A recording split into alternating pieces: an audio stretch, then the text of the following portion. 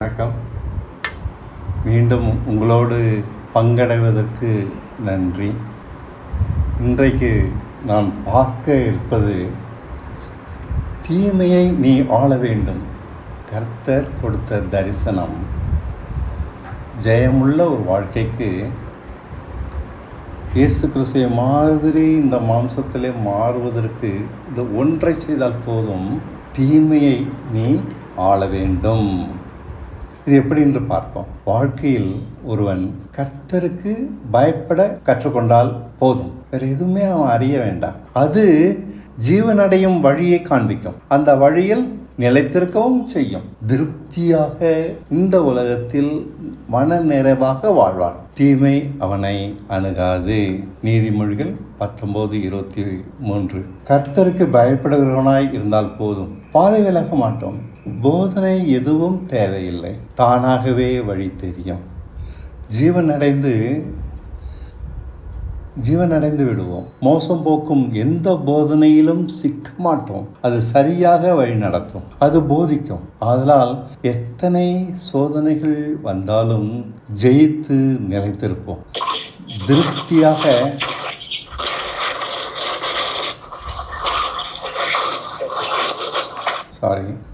திருப்தியாக கொடுத்த வாழ்க்கையை கனிகள் தந்து வாழ்வோம். எந்த தீமையும் அணுகாது.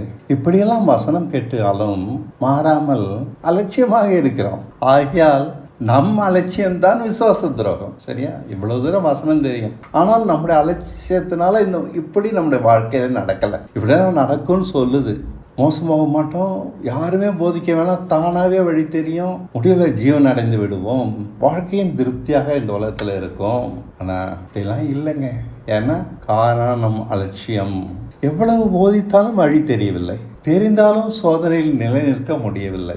வாழ்வில் பலவித தீமைகளை சந்தித்த பின்பே, ஆண்டவர் போட்டு நொறுக்கின பின்பே உணர்வடைகிறோம். நாம் அனுபவிக்கிற பாடுகள் நம் அலட்சியத்தை சரி பண்ணுகின்றன. அதுக்கு தான் பாடுகள். சோம்பேறி தன் கையை களத்தில் வைத்து வாயண்டைக்கு எடுக்காமல் இருக்கிறான். நீதிமொழிகள் 19:24. அதை படிக்கிறேன். சோம்பேறி தன் கையை களத்தில் வைத்து அதை திரும்ப தன் வாயண்டைக்கு எடுக்காமல் இருக்கிறான். கர்த்தருக்கு பயப்பட தெரிந்திருந்தால் சோம்பேறியாய் இருப்போமா? கர்த்தருக்கு பயப்படுவதும் ஞானம் அடைவதையும் பிரிக்க முடியாது. ஞானம் தானாய் உண்டாகி இருக்கும்.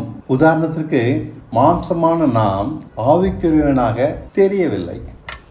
அப்படி தெரிஞ்சாலே எல்லாமே முடிஞ்சிருச்சு, மறுரூபம் ஆயிடுவோம். பரிசுத்தாவி பெற்றும் மாம்சத்தின்படி தான் நடக்கிறோம். இதுதான் விசுவாச துரோகம், சோம்பேறித்தனம். களத்தில் கையை வைத்து வாயண்டை எடுக்காமல் இருப்பது. நீங்கள் பெற்ற பரிசுத்தாவி சகலவற்றையும் போதிக்கிறது. அது போதிக்கிறபடியே அதில் நிலைத்திருங்கள். யோவான் 1:2-27 சொல்றாரு, நீங்கள் அவராலே பெற்ற அபிஷேகம் உங்களில் நிலைத்திருக்கிறது. ஒருவரும் உங்களுக்கு போதிக்க வேண்டியது இல்லை. அந்த அபிஷேகம் சகலத்தை குறித்தும் உங்களுக்கு போதிக்கிறது. அது சத்தியமாக இருக்கிறது, பொய்யல்ல. அது உங்களுக்கு போதித்தபடியே அவரில் நிலைத்திருப்பீர்களாக. அவ்வளவுதான். அது போதிச்சாலே போதும், எல்லாமே தெளிவாக இருக்கும். போதிய ஞானம் இருக்கும். நம்மளோட வாழ்க்கை எப்படி வாழ்றது, பரிசுத்தமாக இருக்கிறது, பாவத்தை ஜெயிக்கிறது, இந்த உலகத்தில் இச்சை இல்லாமல் நடக்கிறது. ஒருவரும் உங்களுக்கு போதிக்க வேண்டியதில்லை. அப்படியானால் ஏன் நமக்கு புரியவில்லை, வழி உணர்வில்லை, தெளிவில்லை? ஏன் தடுமாறுகிறோம்? கர்த்தருக்கு பயப்படவில்லை. ஞானத்தின் ஆரம்பம் அதுதான். அதை விட்டு விட்டோம். சோம்பல் தூங்கிவிட பண்ணும். நீதிமொழிகள் 19:15. சோம்பல் தூங்கிவிட பண்ணும், அசதியானவன் பட்டினியாய் இருக்கிறான். எவ்வளவு எச்சரித்தாலும் சோம்பலானவனை ஆவிக்கிறவனாக ஆக்க முடியாது. விட்டுவிடுங்கள், அவன் அப்படித்தான் இருப்பான். அவ்வளோதான், அவனை தூக்கி போட்டுருங்க, அவனை கவனிக்கவே வேண்டாம். எவ்வளவு போதித்தாலும் அவங்க அப்படியே கிடப்பாங்க, சப்பானி பிள்ளை மாதிரி. வேஸ்ட்டு அவங்களோட போராடுறது. ஆவிக்கிறவனாக ஒருவன் ஆகிவிட்டால் அவனை திருத்த தேவையில்லை. அவன் ஜீவியம் வேறொன்றாக மாறியிருக்கும், தெய்வீகமாக மாறியிருக்கும். பலவீனங்களும் கனவீனங்களும் மதியீனங்களும் அடக்கமில்லாத நாக்கும் கண்டிக்கப்பட்டிருக்கும். ஆவிக்குரிய நிதானம் அவனை வழி நடத்தும். முதலாவது, கர்த்தருக்கு பயப்பட கற்றுக்கொள்வோம். அதனால் போதுமான ஞானம் அடைந்து தடுமாற்றம் இல்லாமல் நடக்கலாம். இதை சரியாக செய்யாமல் வேறு எதை செய்தாலும் சரி வராது. நாச மோசம்தான். ஆரம்பமே கோணல், இனி சகலமும் கோணல் தானே. ஆவிக்குரியன் ஆகாமல் எந்த கிறிஸ்தவ ஜீவியமும் உருப்படியாக செய்ய முடியாது. மதியினங்களால் மோசம் போவது நிச்சயம். பலவீனங்களால் தள்ளாடி கொண்டே இருப்போம். இது எதற்கு? தாவீதை பார்த்தால் சகலவற்றிலும் போதிக்கப்பட்டிருந்தான். அவனிடம் தடுமாற்றமே இல்லை. யார் இந்த தெளிவை கொடுத்தது? யாரும் இல்லை, தானாகவே உண்டாயிற்று. கோலியாத்தை குறித்து சிங்கத்தின் கைக்கும் கரடியின் கைக்கும் என்னை தப்புவித்த கர்த்தர் இந்த பெலிஸ்தியன் கைக்கும் தப்புவிப்பார் என தைரியமாக சொல்லி ஓடிப்போய் அவனை கொன்றுவிட்டு திரும்புகிறான். Samuel 1 Samuel 17:37. பின்னும் தாவீது, என்னை சிங்கத்தின் கைக்கும் கரடியின் கைக்கும் தப்புவித்த கர்த்தர் இந்த பெலிஸ்தனுடைய கைக்கும் தப்புவிப்பார் என்றான். அப்போது சவுல் தாவீதை பார்த்து, போ, கர்த்தர் உன்னோடு இருப்பாராக என்றான். பெத்சேபாளிடம் பாவம் செய்கிறான், மனம் இறங்குகிறார். பாருங்கயா, ஆதாமை துரத்து விட்டார் பாவத்துக்காக, தாவீதை துரத்த முடியவில்லை அவரால். பலி என்றால் நொறுங்குண்ட ஆவிதான், ஆடு மாடுகள் அல்ல. நொறுங்குண்ட எந்த மனுஷனையும் நீர் புறக்கணிக்க மாட்டீர்ப்பா. இப்படி பேசினா அவரால் மன்னிக்காம இருக்க முடியாது. அவன் நொறுங்கி போயிருக்கான் தன் பாவத்தை பார்த்து. என்ன தெளிவு! ஆவிக்குரியன் இவன் தான். ஆவிக்குரியனிடம் தெளிந்த புத்தி உண்டாயிருக்கும். தேவனோட எப்படி நடக்கிறது நமக்கு நல்லாவே தெரியும். தேவனால் போதிக்கப்பட்டவன் இவன். அவர் இரக்கத்தை சார்ந்தே வாழ்ந்தான். பழகி விடுவேன் என்று கண்டு பயந்த பின்பே கர்த்தருக்கு பயப்படுவது நம்மிடம் உண்டாகிறது. வழுவாதபடி நடக்க தேவனுக்கு பயப்பட வேண்டும். தன் தீமையை காணாத எவனும் அசதியா இருப்பான், அலட்சியமாக இருப்பான், வசமாக மாட்டிக்கொள்வான். சமயம் வர்றோம் மாட்டிக்கணும், நல்லா போட்டு அடிச்சிடுவார். நினச்சிட்டு இருக்கீங்க அலட்சியமாக இருக்கலான்னு, சர்ச்சுக்கு போய் பாவம் மன்னிப்பு வாங்கிட்டு சுகமாக வாழலான்னு நினச்சிட்டு இருக்கீங்களா? இப்போ ஒரு பகுதியை காட்டுறேன். ஆபேலை கொன்ற காயினிடம் தேவன் நீ சரியாக நடக்காவிட்டால் தீமை வாசப்படியில் படுத்திருக்கும். உன்னை பற்றி பிடிப்பதற்காக ஏற்ற சமயம் பார்த்து உன்மேல் பாய காத்திருக்கிறது. அதை மேற்கொண்டு ஆளுவதே உன் வேலை என்கிறார். ஆதியாகமம் 4:7. இது இங்கிலீஷ் வார்த்தையை அப்படியே தமிழில் எழுதியிருக்கேன். இப்போ தமிழில் அவன்ற வார்த்தையை உபயோகிச்சுட்ருக்காரு. நீ நன்மை செய்தால் மேன்மை இல்லையோ, நீ நன்மை செய்யாதிருந்தால் பாவம் வாசப்படியில் படுத்திருக்கும். அவன் ஆசை உன்னை பற்றிருக்கும், அதாவது தீமையின் ஆசை உன்னை பற்றிருக்கும். நீ அவனை, அதாவது தீமை ஆண்டு கொள்வாய் அப்படின்னு இருக்க, தீமையை ஆண்டு கொள்ள வேண்டும் அப்படின்னு தான் ஆங்கிலத்தில் இருக்கு. இது நம்முடைய வேலை. தீமையை நான் ஆள வேண்டும், அதுதான் நம் வேலை. இது புரியாததால் காயின் ஆபேலை கொன்று விட்டான். புரியாமல் செய்தாலும் தீமை தானே. அதற்கான பலன் வேண்டாம் என்றாலும் போய்விடுமா? வசமாய் மாட்டிக்கொண்டான். புரியுதுங்களா? அலட்சியமாக இருந்தால் என்ன நடக்கும்? வசமாய் மாட்டிக்கொண்டான். கோபம் முந்திக்கொள்ள பின் பொல்லாங்கன்னு வெளிப்படுகிறான். கோபம் வந்தது, அவ்வளோதான், ஈஸியாக பெரிய தப்பை செஞ்சுட்டான். கோபத்துக்கு இடம் கொடுக்குறான். தானாக தீமை நம்மிடமிருந்து வெளிப்படாது. இது மாதிரியான நெருக்கங்களில் போய் நிற்கும்போது தான் தானாக கோபப்பட்டு இச்சித்து ஏதோ தப்பு செஞ்சிடறோம். இவைகளை பின்பற்றி தான் பாவம் உண்டாகிறது. தானாக தீமை நம்ம செய்ய மாட்டோம். தீமையை நாம் மேற்கொள்வதற்கு பதில் தீமை நம்மை மேற்கொண்டு விடுகிறது. கோபம் வந்தவுடன் நிதானம் போய் விடுகிறது. காயின் விரும்பி செய்யவில்லை, கோபத்தில் மீறி நடந்ததால் இப்படி சபிக்கப்பட்டான். பாருங்க, கோபத்தை வச்சு நம்ம பெருமை பாராட்டுறோம், என் கோபத்தை பாருன்னு சொல்லி. சபிக்கப்பட்டான். பாவத்தின் ஆசை நம்மை பற்றி இருக்கிறது. தெளிவான அழகான, ஐயா என்ன அழகா தேவன் சொல்றாரு. வெளிப்படுத்தல்னா இதாங்க வெளிப்படுத்தல். இயேசு கிறிஸ்து எப்போ வருவார்ன்றதெல்லாம் பெரிய வெளிப்படுத்தல் கிடையாது. பாவத்தின் ஆசை நம்ம பற்றி இருக்கிறது. இது ஒருத்தன் புரிஞ்சுக்கிட்டாலே ஜாக்கிரதையாக இருப்பான். ஏற்ற சமயம் பார்த்து காத்திருக்கிறது, நம்மேல் பாய்ந்து விடும். ஆனால் அதை நாம் ஆள வேண்டும். இந்த வேலையை செய்தால் நீ நன்மை செய்கிறாய், உனக்கு மேன்மை. செய்யாததால் காயின் சபிக்கப்பட்டான். அலட்சியமாக எதிர்த்து பேசினாலும் கடைசியில் பயப்படுகிறான். காலம் கடந்து விட்டது. அந்த தண்டனையை சகிக்க முடியவில்லை. நிலையற்று தடுமாறுகிறான். ஆண்டவர் அவனை துரத்தி விட்டுற. தாவீதிற்கு இரக்கம் பாராட்டியவர் இவனுக்கும் பாராட்டி இருக்கலாம் இல்லையா? தாவீதிடம் கர்த்தருக்கு பயப்படுகிற பயம் இருந்தது, இவனிடம் இல்லையே. பாருங்க ஐயா, எது அவனை காப்பாத்திச்சு? 2 பேரும் பாவம் செஞ்சாங்க. காயினை காட்டிலும் தாவீதான் பெரிய பாவம் செஞ்சான். ஆனால் கர்த்தருக்கு பயப்படுற பயம் இருந்தது. கர்த்தரை சார்ந்து கொள்ள காயினுக்கு தெரியவில்லை. விதைத்த பலனை அறுத்தான். தாவீதும் அறுத்தான். இவர்களுக்கு பாவ மன்னிப்பை தேவன் தரவில்லை. இருந்தாலும் தேவனை சார்ந்து கொண்டபடியால் இழந்த ராஜ்யத்தை தாவீது மீட்டான். மனுஷன் விதைத்ததை அறுக்கத்தான் வேண்டும். அறுத்தார்கள். யாரும் தப்ப முடியாது. உங்களுக்கு புரியுதா? யாருக்கும் புரிய மாட்டேங்குங்க. யாரும் விதைச்சதை அறுத்துத்தான் ஆகணும், தப்ப முடியாது. இந்த ஒரு உண்மை மட்டும் புரிந்தால் மனுக்குலமே திருந்தி விடும். என்னைக்கோ எவனுமே தப்பு செய்ய மாட்டான். தாவீதை காயினை மன்னிக்கவில்லை. சர்ச்சில் பொய் சொல்கிறாங்க, மன்னிப்பாருன்னு சொல்லி. இல்லை, பொய்ய பைபிளில் நான் படித்த பைபிளில் அப்படி இல்லை. நீங்களும் படித்து பாருங்கள். காயின் ஆபேல் கொன்னுட்டு மன்னிப்பா கிடைக்க முடியும்? ஆதாமை மன்னிக்கலை. எனக்கு புரியவே இல்லை, எப்படி இவங்க மன்னிப்பை நம்புகிறாங்கன்னு சொல்லி. காயின் கதறுகிறான். யூதாசும் மன்னிப்புக்காக கதறுகிறான். கிடைக்குமா? மன்னித்தால் செய்தது மாறிவிடுமா? மன்னிப்பு மிக மிக அபூர்வமானது. ரோமர் 4வது இடத்துல சொல்கிறாரு, தேவன் அவருடைய பாவங்களை மன்னிக்கிறாரோ அவன் பாக்கியவான்னு சொல்லி. ரொம்ப அபூர்வம். அறியாமல் உள்ளவங்களை தான் ஆண்டவர் மன்னிக்கிறார். அவன் பாவங்களை மறந்துடுறாரு. அதான் மன்னிப்பு. நாம் பாவம் செய்தோன்னா அதுக்கான பலன் நிச்சயம் கிடைக்கும். தப்ப முடியாதுங்க. அது உங்களை துரதித்தே வரும். விதத்தை அறுக்க மாட்டோம் என்ற தைரியத்தில் தீமை செய்கிறோம் துணிந்து. தேவன் மன்னிப்பாராம். என்ன துணிச்சல்! இவன் கஷ்டப்படவில்லையே, அவனை பார், அவன் கஷ்டப்படவில்லையே, என்னவெல்லாம் செய்கிறான், நல்லா தானே இருக்கிறான் என்று தைரியமாக பாவம் செய்கிறோம். மற்றவனை பார்த்து தனக்கு நேரிடும் போது தான் சகிக்க முடியவில்லை, கதறுகிறார்கள், கசந்து போகிறார்கள். வேதத்தின் ஆரம்பத்திலேயே நாம் படிக்க வேண்டிய கட்டாய பாடத்தை தெளிவாக தேவன் சொல்லி தருகிறார். நிச்சயம் நீ விதைத்ததை அறுப்பாய். இதான் பாடம். மன்னித்தாலும் தீமை உன்னை தொடரும். அது தாவீதையும் தொடர்ந்தது. தேவன் பாவங்களை மன்னிக்கிறார், ஆனாலும் அதற்கான பலனை தந்து விடுகிறார். நீ செஞ்சதுக்கான பலன் நிச்சயம் உனக்கு கிடைக்கும். ஒருவேளை உனக்கு திரும்ப ஆண்டவரை பயந்ததுனால மன்னிக்கிறார். அவரை அறியாதவர்களுக்கே பாவங்களை மன்னித்து மறந்து விடுகிறார். புதுசாக ஆண்டட்ட வரங்களோட பாவங்களை மறந்துடுறார். பாவ மன்னிப்பு எல்லோருக்கும் உண்டு என்று போதிப்பது சத்துருவின் போதனை. காயினிடம் பேசியது போல அவர் வேறு யாரிடமும் பேசவில்லை. பாவம் உன் வீட்டு பாசலில் படுத்திருக்கிறது. நம்மகிட்டையும் இந்த ஒரு வார்த்தை முக்கியம். நமக்கும் இது. எச்சரிப்பை கேட்டுவிட்டு போய் ஆபேலை கொன்றான். கோபம் ஆளை விட்டு விட்டான். இனி கசந்து என்ன பிரயோஜனம்? பூமி அதன் பலனை இவனுக்கு தராது. பூமி மேல் நிலையற்றவனாய் அலைந்தான். ஆசைப்பட்ட மேன்மை கிடைக்காது. என்னை கண்டுபிடிக்கிறவன் எவனும் கொன்று போடுவானே கதறுகிறான். ஆதியாகமம் 4:14.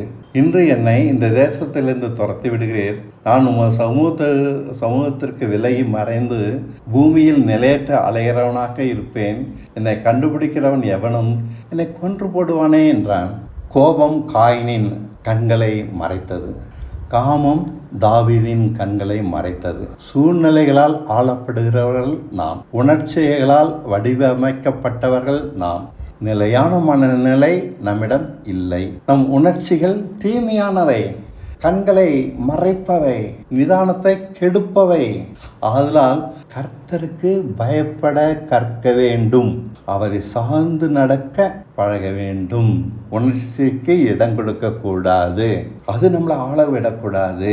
கோபம் நம்மளை ஆள விடக்கூடாது. இச்சை நம்மளை ஆள விடக்கூடாது. விட்டுட்டு ஐயோ குய்யோ மயரோன்னு கதறினா ஒரு பதிலும் இல்லை. நம்ம செய்த பலனை அறுக்கத்தான் செய்வோம். அவருக்கு பிரியமுண்டாக பாத்திரமாக நடப்பது எப்படி என்று கற்பது அவசியம். கொலோசியர் 1:10. சகலவித நற்கிரியைகளும் ஆகிய கனிகளை தந்து தேவனை அறிகிற அறிவில் விருத்தி அடைந்து கர்த்தருக்கு பிரியமாக அவருக்கு பாத்திரமாக நடக்க வேண்டும் அப்படின்னு சொல்றாரு. தீமையை ஆள்வது நம் வேலை. இதை சரியாய் செய்யாவிட்டால் தீமை இப்படித்தான் நம்மை ஆண்டுவிடும். ஞானத்தினால் தீமையை ஆளுகிறோம். இதுக்கு தீமை ஆளுறதுக்கு என்ன வேணும்? ஞானம் வேணும். அதை ஜெயிக்கிறோம். பெரும் ஜெபம் ஆராதனையால் தீமையை ஆள முடியாது.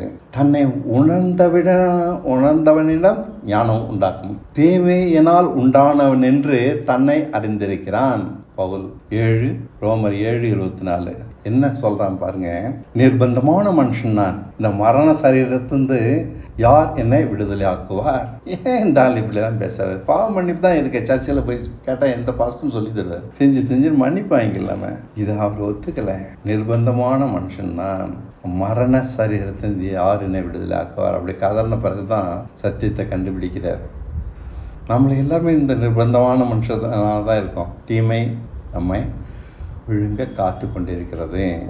ஆகையால் ஜாக்கிரதையாக இருங்கள். நாம் தீமையினால் உண்டானவர்கள் என்றபடியால் ஆண்டவர் ஒரு ஐடியா கொடுக்கிறாரு. உனக்காக நான் வாழ்கிறேன், அப்போதுதான் தீமையை நீ ஆள முடியும், நீ இனி இருக்காதே என்று சிலுவையில் நம்மை அழைத்து விட்டார். இந்த சுவிசேஷ நற்செய்தியை நமக்கு தந்திருக்கிறார். இனி நான் இல்லை என்ற உடன்படிக்கை நாம் இனி தீமை செய்யாதபடி காக்க நமக்கு கொடுக்கப்பட்டிருக்கிறது. காயனுக்கு சொன்ன வார்த்தை நமக்கும் மாறவில்லை. தீமை வாசப்படியில் படுத்திருக்கிறது, நம்மை மேற்கொள்ள சமயம் பார்த்து காத்திருக்கிறது. ஏற்ற சமயத்தில் நம்மேல் பாயும், அதை நாம் ஆள வேண்டும். அது ஆதாமிற்கும் பொருந்தும், தாவீதிற்கும் பொருந்தும், காயினுக்கும் பொருந்தும், நமக்கும் பொருந்தும். இது ஒன்றுதான் இந்த உலகத்தில் நம் வேலை. இராவிட்டால் கசப்பானதை அறுப்போம். விழித்திருங்கள் என்றாரே இயேசு. கவனமாய் இருங்கள், அலட்சியமாய் இருக்காதீங்கள் என்பதுதான் அது. முழு இரவு ஜபம் செய்வதா விழித்திருப்பது? கொடுத்த வாழ்க்கையை தீமையற்றதாக வாழ விழிப்பாயிரு. இந்த வேலையை ஜெயமாக செய்தவன் இயேசுவை பின்பற்றுகிறான், மரணத்தை ஜெயிக்கிறான். அசதியாக இருப்பவன் மரணத்தை ஜெயிக்கவில்லை, மரணம் ஜெயிக்கிறது, மோசம் போகிறான். இயல்பாக பல தீமைகளை பழகி வைத்திருக்கிறோம். வார்த்தையில், செய்கையில், நோக்கத்தில், விருப்பத்தில் நம்மிடம் பலவிதத்தில் தீமை இருக்கின்றன. இழுப்பாய் இருப்பவன் தன் வார்த்தைகளை, செய்கைகளை, நோக்கங்களை, விருப்பங்களை அனைத்தையும் சீர்படுத்துகிறான். கவனமாக தீமையற்றதாக காக்கிறான். அதற்கு அவர்கள் மனசாட்சி பழகி விடுவதால் நல் மனசாட்சி உண்டாகி விடுகிறது. மனசாட்சி நல் மனசாட்சி ஆயிடுது. தீயவையை கண்டவுடன் நல் மனசாட்சி நம்மை குத்தும், உணர்த்தும். அது நம் வார்த்தையில் இருக்கிறது, செய்கையில் இருக்கிறது என்று காண்பிக்கும். கெட்ட மனசாட்சி உணர்த்தாது. தீமையில் பழகிவிட்டது, சும்மா இருக்கும். இனி நான் இல்லை என்பது விசுவாசம். மாயம் பண்ணாமல் விசுவாசித்தால் நல் மனசாட்சியும் சுத்த இறுதியும் இதனால் உண்டாகும். இனி நான் இல்லைன்றதை சரியா விசுவாசிச்சோம்னா நல் மனசாட்சியும் உண்டாகும், சுத்த இருதயமும் உண்டாகிடும். தீமை அற்றவனாக இவைகள் மூன்றும் சேர்ந்து நம்மை நிலைத்து நிற்க வைக்கிறது. 1 தீமோத்தேயு 1:5. கற்பனையின் பொருள் என்னவெனில், சுத்தமான இருதயத்திலும் நல் மனசாட்சியிலும் மாயமற்ற விசுவாசத்திலும் பிறக்கும் அன்பே. விசுவாசம்னா மாயம் இல்லாமல் இருக்கணும். விசுவாசிக்கிறேன்னு சொல்லிட்டு நான் இல்லைன்னு சொல்லிட்டு அதில் நம்பிக்கை இல்லாமல் மனபல் நான் தான் இருக்கிறேன்ற எண்ணத்தை, அந்த அறிவிலே இருக்கிறது தான் மாயம் பண்ணுறது. நான் இல்லைன்றது விசுவாசித்தோன்னா அதில் தெளிவு இருக்கும். நான் இல்லைன்றது உண்மை. நம்ம எதை விசுவாசித்தாலும் அதில் ஒரு உண்மை இருக்கணும். நோய்களை சுமந்துட்டான்றதுல அது உண்மை. நோய் இருக்குன்னு சொன்னால் அதே மாதிரி தான் எல்லாமே மாயம் பண்ணும்போது அது பலிக்க மாட்டேங்குதுங்க. இரு மனமுள்ளவர்களாக இருக்கிறோன்னு சொல்கிறாரு யாக்கோபு. அவன் தேவனிடத்திலிருந்து ஒன்றையும் பெற்றுக்கொள்வான் என்று நம்பாதிருப்பானாக. யாக்கோபு 1:8. போலித்தனம் இருக்கக்கூடாது. இயேசுவும் இப்படித்தான் இருந்திருப்பார். அலட்சியமாக நாம் இருப்பதால் விசுவாசம் மாயமாக இருக்கிறது. நான் இல்லை என்றது போலியான வார்த்தை. பின் பல தீமைக்கும் இடம் தந்து விடுகிறோம். மாயமில்லாமல் நான் இல்லைன்னு சொன்னோன்னா உங்கள்கிட்ட சுத்த இதயத்தை அது உண்டாக்கும், நல் மனசாட்சி அது உண்டாக்கும். எப்படி நான் சொல்கிறேன், உள்ளத்திலே யூதனானவனே யூதன், இருதயத்திலே விருத்த சேதனம் பண்ணுவதே விருத்த சேதனம். இப்படிப்பட்டவனுடைய புகழ்ச்சி மனுஷரால் அல்ல, தேவனால் உண்டாயிருக்கும் என்கிறார் பவுல். ரோமர் 2:29. உள்ளத்தில் யூதனானவனே யூதன், எழுத்தின்படி உண்டாகாமல் ஆவியின்படி இருதயத்தில் உண்டாகும் விருத்த சேதனமே விருத்த சேதனம். இப்படிப்பட்டவனுடைய புகழ்ச்சி மனுஷரால் அல்ல, தேவனால் உண்டாயிருக்கிறது. இதை நான் விளக்கமாக சொல்கிறேன். சுத்த இருதயம் எப்படி? உள்ளத்தில் கிறிஸ்தனாக இருப்பது, உள்ளத்தில் உண்மையாக இருப்பது, உள்ளத்தில் தாழ்மையாக இருப்பது, உள்ளத்தில் பணிவாக, உள்ளத்தில் தீமையை சகிக்கிறது, உள்ளத்தில் சாந்தம், உள்ளத்தில் இரக்கம், உள்ளத்தில் அன்பு, மன்னிக்கிறதும் உள்ளத்தால் மன்னிக்கணும். இதுதான் சுத்த இருதயம். இப்படி நம்ம எதை செஞ்சாலும் உள்ளத்தால் செய்யும்போது சுத்த இருதயம் தானாக உண்டாயிடும். சகலமும் உள்ளத்திலிருந்து செய்வது, வாயினால் அல்ல. நல்மனசாட்சி எப்படி இருக்கும்? விருத்த சேதனம் என்றால் ஆசை இச்சைகளுக்கு இருதயத்தில் இடம் இருக்கக்கூடாது. பணத்தாசைக்கு விருத்த சேதனம் எப்படி? பணத்தாசை வெட்டி போட்டுறோம். கசப்பு, வஞ்சனை, துரோக சிந்தை போன்ற எல்லா மோசமோக்கும் எண்ணங்களுக்கும் விருத்த சேதனம். பிறரை நியாயந்திருப்பதற்கு விருத்த சேதனம். வாயினால் அல்ல, மனதால் செய்கிறோம். தீமையை ஆளுகிறோம். அசையாத கட்டடமாக கட்டுகிறோம், வேலையை சரியாக செய்கிறோம் என்பதால் புகழ்ச்சி. இப்படிப்பட்டவன் நியாயந்திருக்கப்பட முடியாது.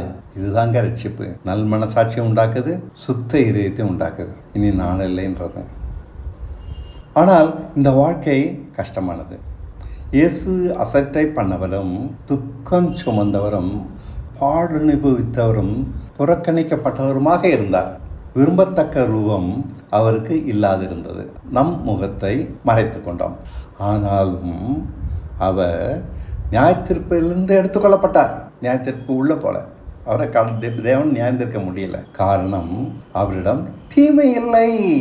இப்போது வாங்க மற்ற யாவரையும் நியாயந்திருக்க போகிறார். இதுதான் புகழ்ச்சி. கர்த்தருக்கு உண்மையாக ஒருவன் பயந்திருந்தால் வாழ்க்கை தரம் குறைவதால் பாதிக்கப்பட மாட்டான். சுத்த இருதயத்தோடு நல்மனசாட்சியை காப்பான். தேவன் நம் உண்மையை கொடுமையான வாழ்க்கை சூழ்நிலைகளில் வைத்து சோதிக்கிறார். இனி நான் இல்லை என்று அவரால் வாழ்கிறவன் நான் இல்லை என்று அசையாமல் சுத்த இதயத்தோடு இருப்பான். மாயமில்லா விசுவாசம் என்பது இதுதான். எந்த சூழ்நிலையிலும் மாறாது. வாழ்க்கையின் தரம் தாழ தாழ நம்மில் நல்மனசாட்சியும் சுத்த இருதயமும் காணாமல் போய்விடுகிறது.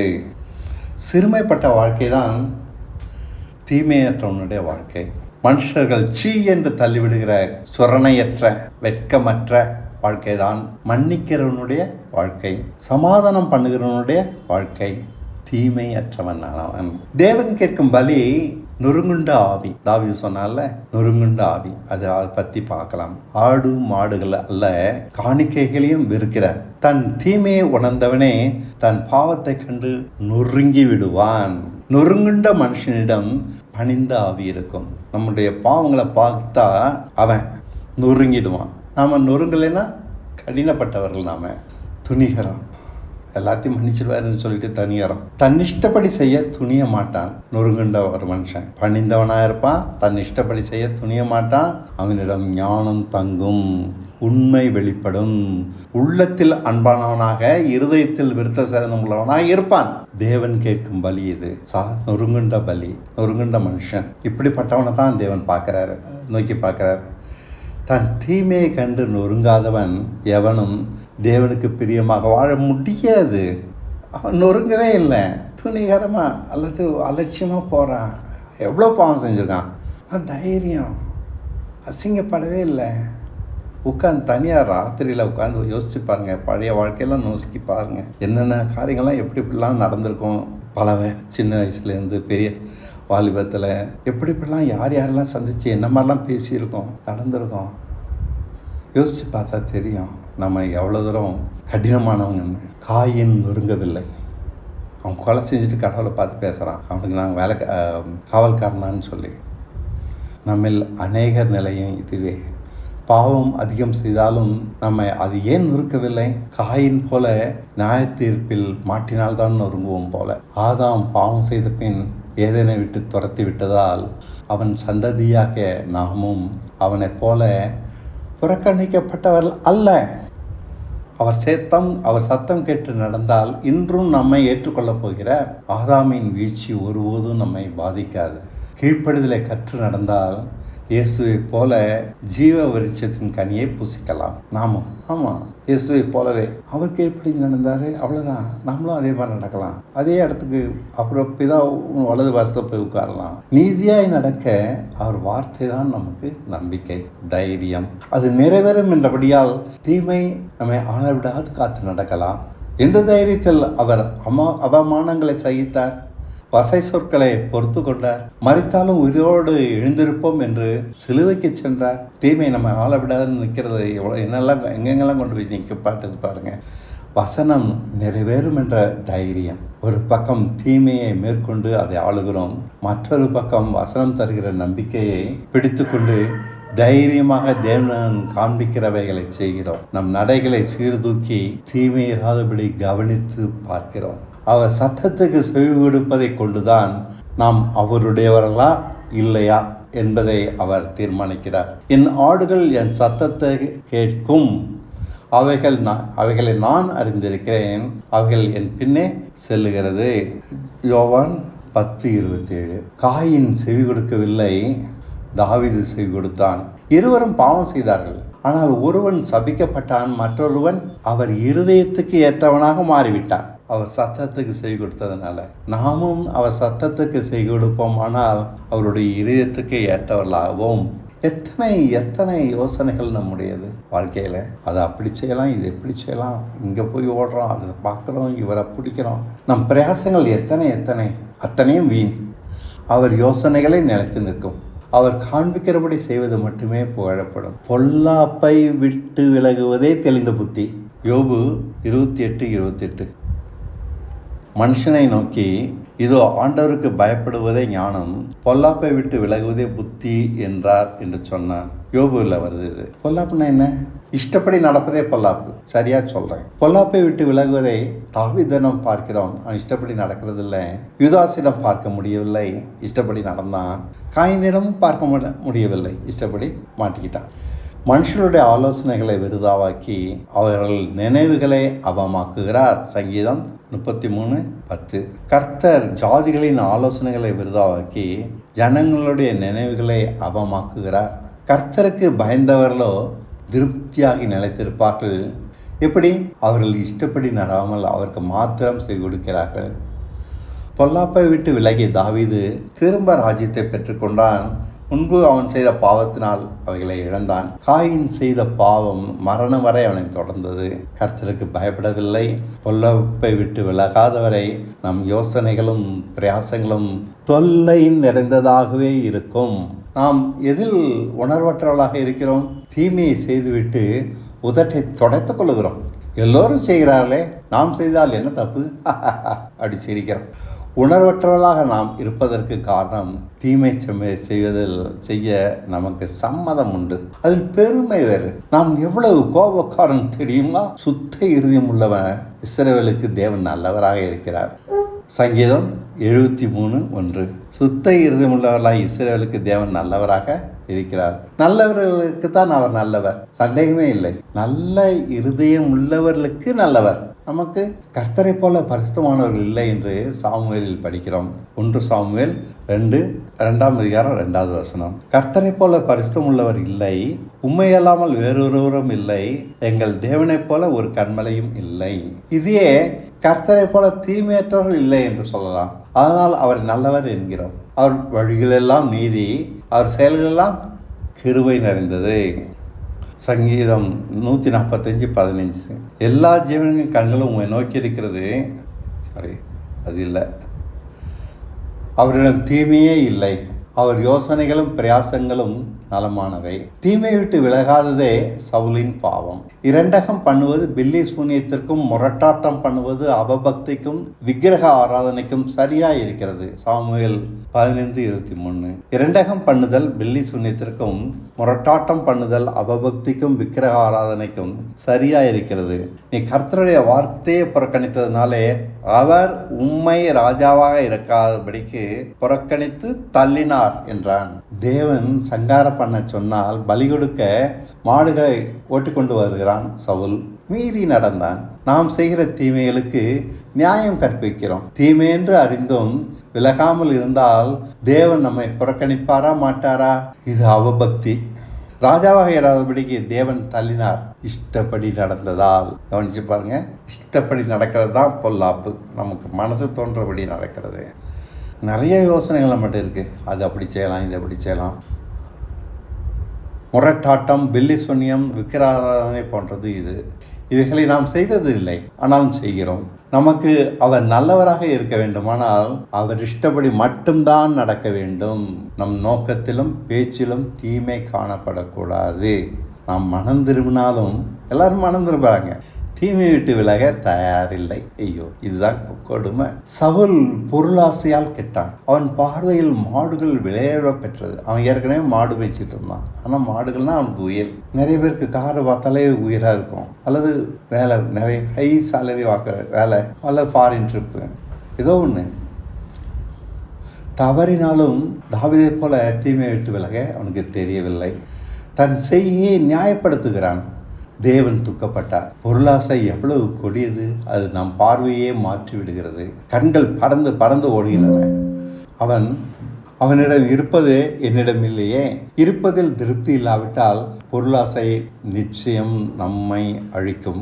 அவர் கையை விரிக்கிறாராம், சகல சிருஷ்டிகளும் திருப்தியாய் அதில் புசிக்கின்றனாம். சங்கீதம் 145:16.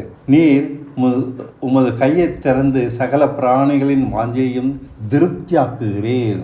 எல்லோருக்கும் திருப்தியாக தருகிறார். மற்றவர்களை பார்ப்பதால் நம் திருப்தி குறைந்து விடுகிறது. ஆண்டவர் நம்மளுக்கு எல்லாமே திருப்தியாக தான் கொடுத்துருக்கிறார். ஆனால் மற்றவங்கள பார்த்து ஏங்குறோம், அதனால் திருப்தி குறைஞ்சிடுது. பொருளாசை நம்மை ஆட்டி படைக்கிறது.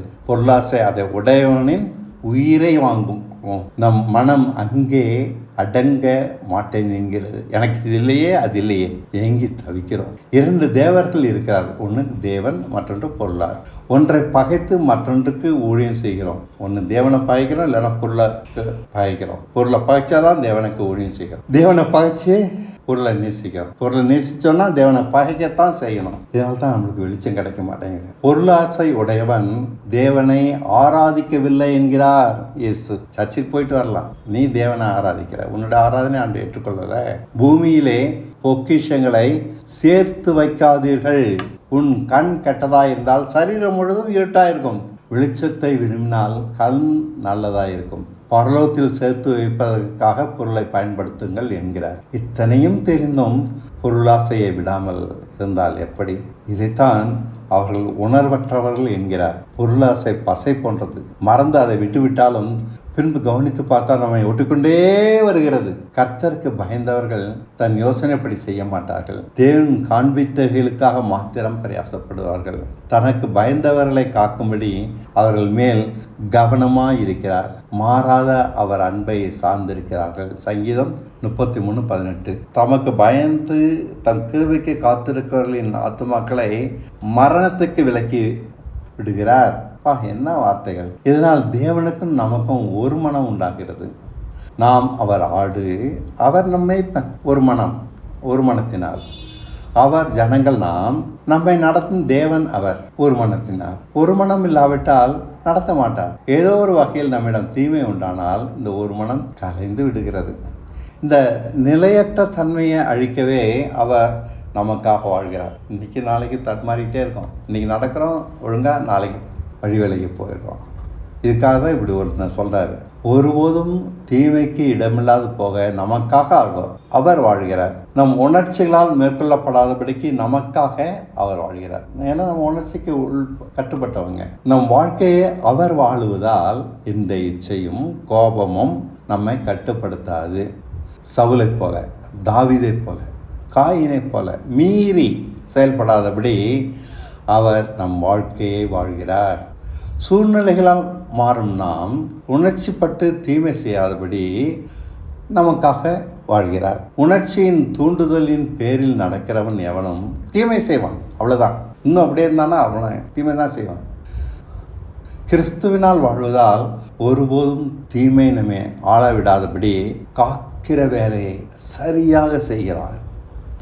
ஒருவன் கர்த்தருக்கு பயந்து தீமையை விட்டு விலகி நன்மை செய்ய ஆரம்பித்தாலே அவன் ஆவிக்குரியவன். மாம்சம் ஆவி என்பதெல்லாம் ஒரு மனநிலை தான். கர்த்தருக்கு பயந்தவனின் மனநிலை தீமையை விட்டு விலகி அதை ஆள்வது.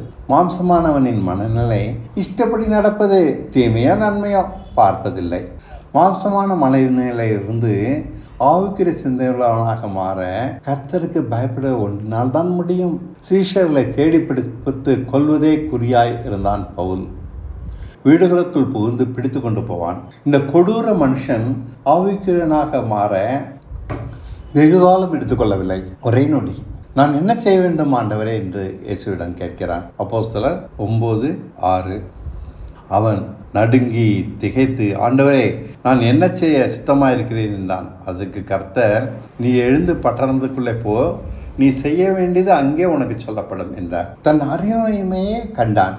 கர்த்தர் மேல் பயம் அவனை நொறுக்கியது. எளிதாக தன் வழியை மாற்றிக்கொள்கிறான். சீஷர்களை அழிப்பதே தன் கடமையாக எண்ணிய அவனும் இப்போது தீமை தனக்குள் இருக்கிறது, வெளியில இல்லை, அதைத்தான் அழிக்க வேண்டும் என்று அறிந்த பின் உள்ளத்தில் யூதனாகிவிட்டான். நான் ஏற்கனவே சொன்னால, உள்ளத்தில் யூதனானவனே யூதன், இருதயத்தில் விருத்த சேதனமாகி விட்டான்.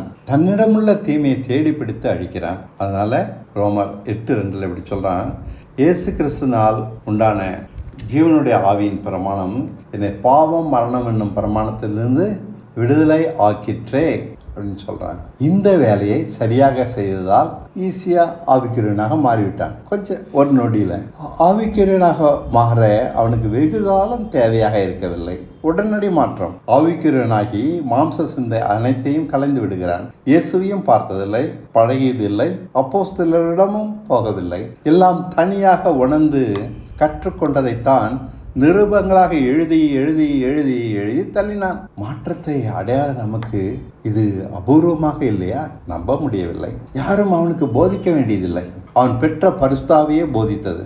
தன்னிடமுள்ள தீமையை அகற்றினான். பேச்சிலும் செய்கையிலும் முழு மாற்றத்தை கிறிஸ்துவினால் ஏற்படுத்தினான். நம்மிடமுள்ள தீமையை அழித்தால் முழு மாற்றமும் நம்மிடம் உண்டாகும்.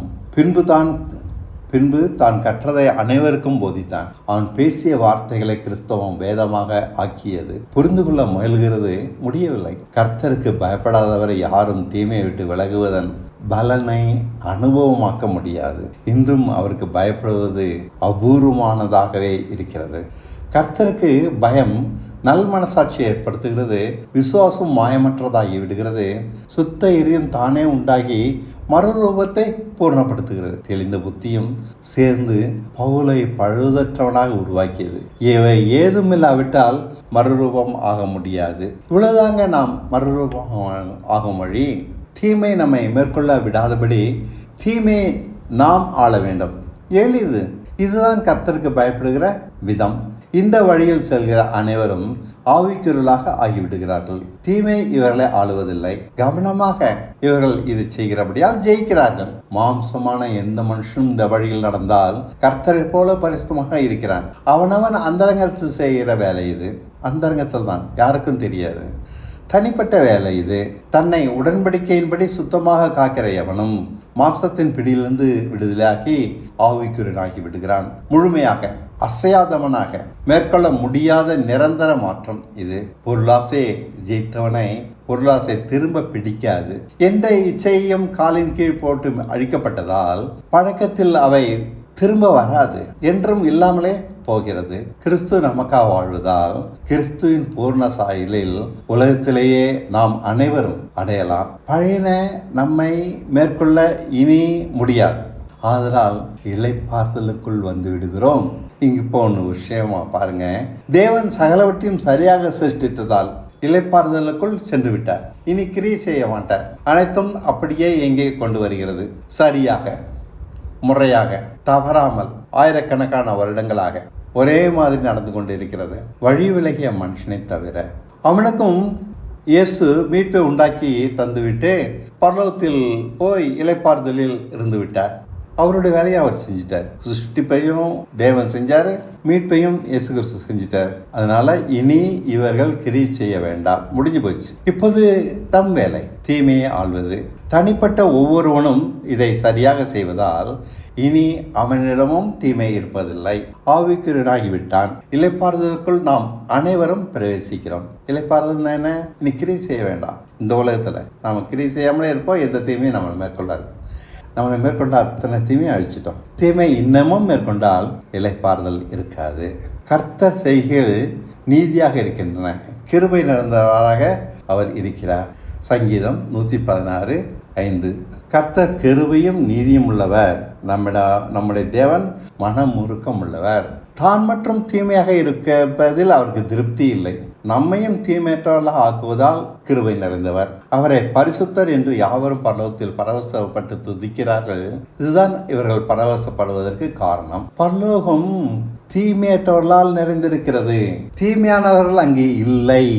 பரலோகத்தில் பிதாவின் சித்தம் செய்யப்படுவது போல பூமியில் செய்யப்படுவதால் பூமியில் இருப்பவர்களும் பிதாவின் சித்தம் செய்து தீமையற்றவர்களாகி விடுகிறார்கள். வழிவிலகி போன மனுஷ சமுதாயத்தை தேவன் இளைப்பாறுதலில் இருந்து கொண்டே வார்த்தையை அனுப்பி திரும்ப உயிர்ப்பித்து மீட்டுக் கொள்கிறார். மாம்சமான யாவரும் தங்களை தீமை மேற்கொள்ளாதபடி காத்துக்கொள்வதால் கர்த்தரை எங்கும் சரியாக தொழுது கொள்கிறார்கள். யோவான் 4:23. உண்மையாய் தொழுது கொள்கிறார்கள் பிதாவை ஆவியோடும் உண்மையோடும் தொழுது கொள்ளும் காலம் வரும், அது இப்போதே வந்திருக்கிறது. தம்மை தொழுது கொள்கிறவர்கள் இப்படிப்பட்டவர்களாக இருக்க வேண்டும் என்று அவர் விரும்புகிறார். நம் வேலையை சரியாக செய்தால் இந்த கூட்டத்தில் இருப்போம். தீமையை நாம் ஆள வேண்டும். அது நம்மை பிடிக்க விட்டு வெளிப்பட்டு இருக்கிறது. சமயமாய்க்கும் போது பிடிக்க காத்திருக்கிறது. பாய ஆயத்தமாக இருக்கிறது. நம் வேலை அதை ஆளுவது. இது ஒன்றுதான். கவனமின்றி விட்டுவிட்டால் நம்மை அது மேற்கொண்டு விடும். விழுப்பாயிருங்கள். பாத்திரத்தின் உள்ளே பரிசுத்தமாக வேண்டும், அப்போது வெளியே தானாய் பரிசுத்தமாகும். தீமையை மேற்கொள்ளாதிருக்க நன்மை செய்ய அறிந்திருக்க வேண்டும். தீமையை நன்மையால் மேற்கொள். சத்துருவை சிநேகி, எதிர்க்கு நன்மை செய், சபிக்கிறவர்களே ஆசீர்வதி, பூமியிலே உங்கள் பொக்கிஷங்களை சேர்த்து வைக்காதிருங்கள். ஒருவன் உலகத்தில் அன்பு கொண்டால் அவனிடம் பிதாவின் அன்பு இல்லை. பிதா தீயவருக்கும் நன்மை செய்து சம்பூர்ணமாக இருக்கிறது போல நாமும் சம்பூர்ணமாக இருப்போம். இப்படி தான் வசனங்கள், பலவித வசனங்களை சேர்த்து சொல்கிறேன். எல்லாத்தையும் நான் கோட் பண்ணலை, ஆனால் இவையெல்லாம் தேவ வசனத்திலிருந்து எடுத்தது. மத்தேயு 5:48. ஆகையால் பரலோகத்தில் இருக்கிற உங்கள் பிதா சம்பூர்ணமாக இருக்கிறது போல நீங்களும் பூரண சர்க்குணர்களாக இருக்க கடவீர்கள். அது யாருக்கும் சொல்லியிருக்காரு, நம்மளுக்கு இல்லைங்க. இது பரலோகத்தில் இருக்கவங்களுக்கு சொல்லியிருக்கிறார், நம்மளுக்கு இல்லை தான். நீங்கள் பரலோகத்தில் இருக்குன்னா அது உங்களுக்கு தான். இந்த வழி எல்லோருக்கும் புரிவதில்லை. நம் பாத்திரத்தின் உள்ளே சுத்தம் பண்ணுவது, வெளியே சுத்தம் பண்ணி கொண்டிருக்கிறார்கள். சுத்தம் ஆகாது. இது புரியவில்லை. தீமையை நாம் மேற்கொள்ள வேண்டும். அதுவே தேவன் பார்த்து கொண்டிருக்கிறார். அதுவரை தேவன் பார்த்து கொண்டு சும்மா இருப்பார். மேற்கொள்ளுகிறோமா இல்லையா என்று கவனிக்கிறார். மேற்கொண்டவர்களை மட்டும் ஏற்றுக்கொள்கிறார், மற்றவர்களை புறக்கணிக்கிறார்.